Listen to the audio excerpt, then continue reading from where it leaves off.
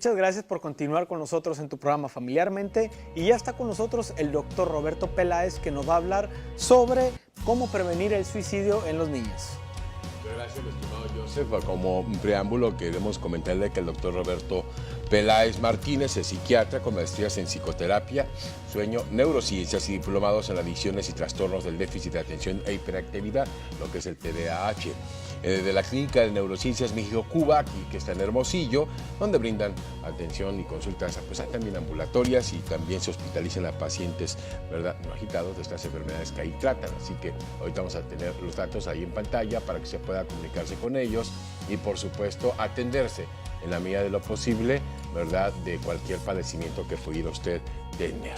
Y el día de hoy damos la bienvenida al doctor Roberto Peláez, con quien vamos a tratar un tema muy delicado, en la cual seguramente a lo mejor nosotros no nos hemos enterado, o es un tema que podríamos considerar, por lo mismo delicado del asunto, que podemos considerar a lo mejor, ¿cómo le puedo decir? Tabú, se puede decir, a lo mejor hasta cierto punto, ¿verdad? Que es el cómo prevenir el suicidio en los niños. Antes de empezar con la serie de preguntas que tenemos preparadas para el doctor Roberto Peláez, quisiera yo preguntarle, Doc, si este problema de lo que es el suicidio en los niños se presenta aquí en México en alta incidencia.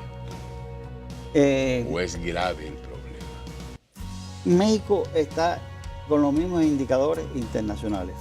No, hay un comportamiento. Por ejemplo, en el mundo se plantea que se suicidan una cantidad de niños. Debo aclarar que los niños que generalmente cometen el intento suicida o el suicidio son niños generalmente a partir de los 6 años, de 5 a 6 años. ¿Por qué? Porque en la edad anterior a los 5 o 6 años, el niño no tiene esa conciencia de que cómo intentar autoagredirse y demás. O sea, que cuando hablemos aquí de niños, en el caso de suicidio, nos estamos refiriendo al niño mayor de 5 o 6 años. Es posible que haya algún televidente que nos esté oyendo y que se haya enterado de un caso. Eso puede suceder, siempre existen las excepciones, pero la edad que generalmente se cometen los intentos o los suicidios es a partir de los 5 o 6 años, donde el niño ya ha concienciado otras cosas. Muy bien. Oiga, doctor, ahora sí entramos en tema.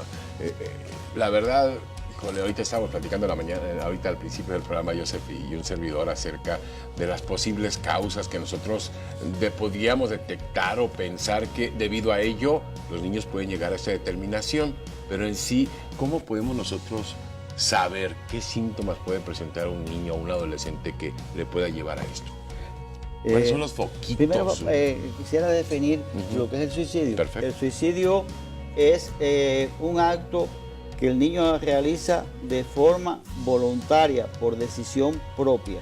Ahora, este es el concepto general que pudiéramos decir de niño, adolescente y adulto. Pero en el niño hay una peculiaridad. En ocasiones el niño realmente no acude al suicidio como para quitarse la vida, sino en ocasiones acude por un impulso o por diferentes causas. Que más bien se plantea que el suicidio es multicausal. Y usted planteaba al comienzo de la entrevista que el suicidio contribuye, que es un tabú en el mundo. Es muy cierto, ese tabú ha llevado en el mundo que hay pocas investigaciones sobre suicidio en niños. Estamos considerando aquí niños hasta 15 años de edad. Hay pocos estudios, sí hay estudios en adolescentes, donde se plantea que en el 2020 es la segunda causa de muerte en el mundo. El suicidio, que está por encima de los accidentes de tránsito y de los homicidios, uniéndolos. Ahora bien, en cuanto a las causas que puede llevar a un niño al suicidio, hay causas que son, pudiéramos decir, de base es multifactorial, no es un solo factor el que lleva al niño al suicidio. Entonces, generalmente las causas, hay factores genéticos. Factores genéticos son aquellos con el cual el niño nace, con algunas características o predisposiciones que nace el niño. Por ejemplo, el niño que su mamá ha tenido durante el embarazo una depresión, o el niño que su mamá después de o sea, cuando la mamá lo pare, en la etapa esta, decimos... de amamantarlo. De amamantarlo, exactamente, lo está amamantando ya que ha tenido ese niño que parió.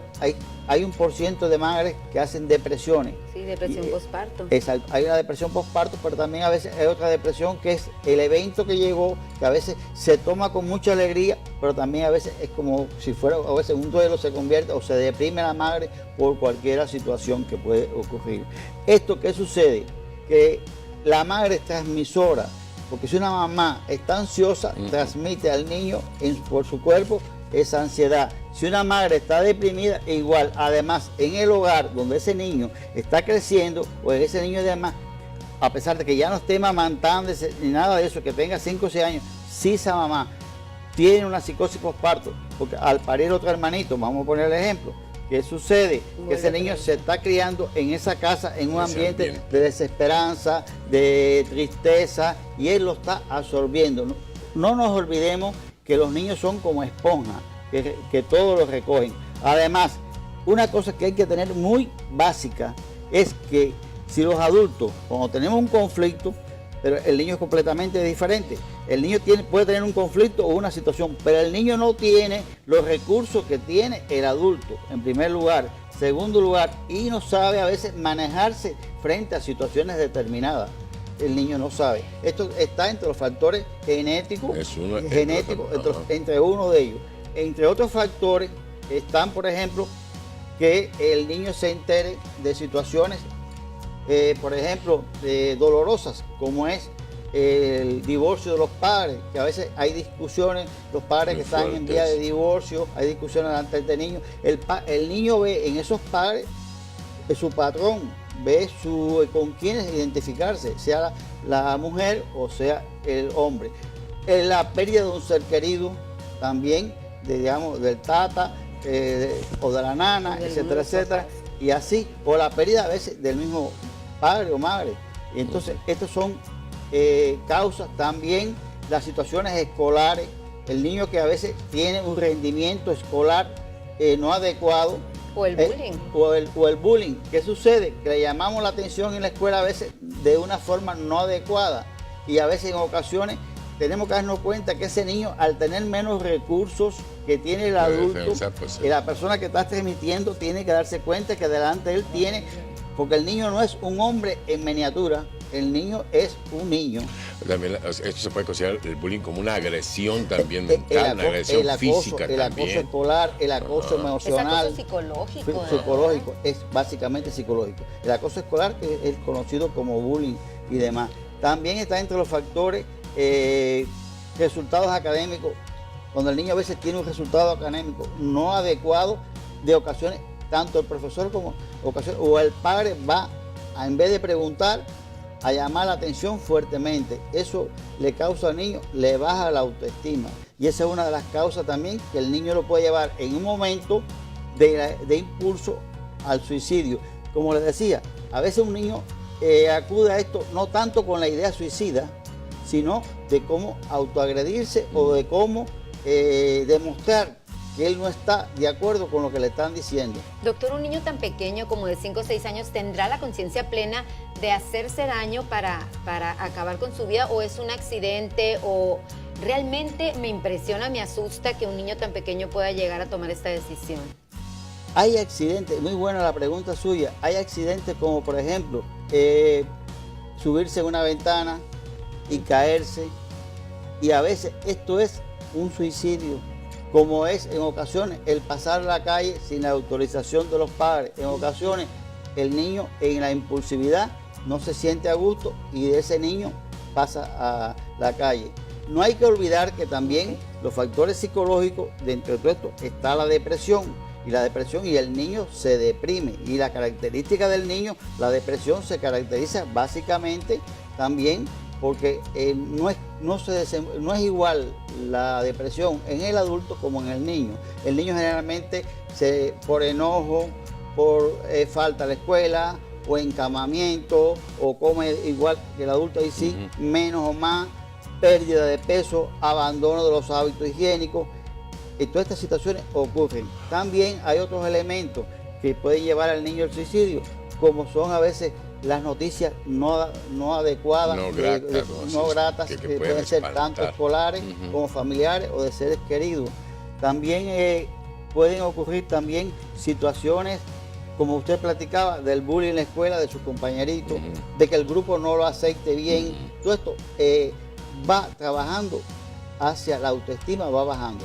Oiga, Doc, ahora sí que ahorita estábamos viendo una cápsula nosotros acerca de los niños que pueden llegar a tomar el ejemplo en casa para llegar al alcoholismo. Pero a mí me sorprende mucho que hoy en día muchos niños están recurriendo a lo que es el alcoholismo y las drogas. ¿Esto puede ser motivo para llevar a lo mejor un suicidio? Muy buena la pregunta, porque de entrada, cuando el padre hay un alcoholismo, también caería entre los factores propios, personales, porque ya hay una predisposición, porque si papá es alcohólico, si mamá también, tengo el doble de posibilidad. Pero encima de eso, generalmente cuando hay un padre consumidor, y básicamente del alcohol, que es dentro de las drogas, lo que más dificultades nos genera en el hogar, pues el niño está viendo las discusiones de los padres, en ocasiones verbales o en ocasiones violentas que llegan de otra forma. Y entonces todo esto, el niño está viendo a su mamá, que en ocasiones el papá la golpea. Eso para él es muy significativo. Y ese niño se va deprimiendo, ese niño le va bajando la autoestima. Y llega el momento que él no ve solución para estos problemas, y en un momento de un impulso, aunque no tenga la conciencia total de lo que es quitarse la vida como tal, pues acude a esto. Hay un hecho muy cierto y real. No existen libros cómo debemos criar un hijo, ni cómo los padres debemos comportarnos con los hijos. Pero sí hay que tener en cuenta algo, que ese niño que no es un hombre en miniatura, tiene menos recursos para defenderse de las situaciones adversas. En primer lugar, ese niño no sabe conducirse frente a un problema igual que un adulto. Por lo tanto, a la hora que nos enfrentamos a un niño, sea un profesor, sea un padre, para reclamar o preguntarle, no debemos ir de una forma acusatoria cuando no hay un rendimiento académico adecuado. Lo que debemos tratar como padres de buscar la causa. Pues permanecer sensibles a los síntomas que nos pueden manifestar los niños, yo creo que es uno de las tareas de los padres, ¿no? Y este tema viene a colación ya que el 10 de septiembre fue el Día Internacional de la Prevención del Suicidio. Doctor, pues le agradecemos mucho que haya estado aquí con nosotros.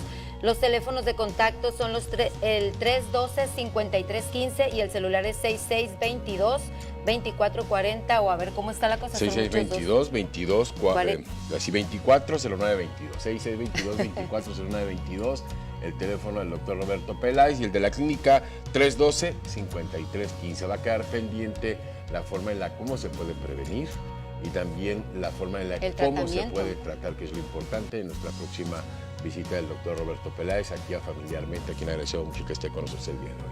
Vamos a una pausa, regresamos, estamos en Familiarmente.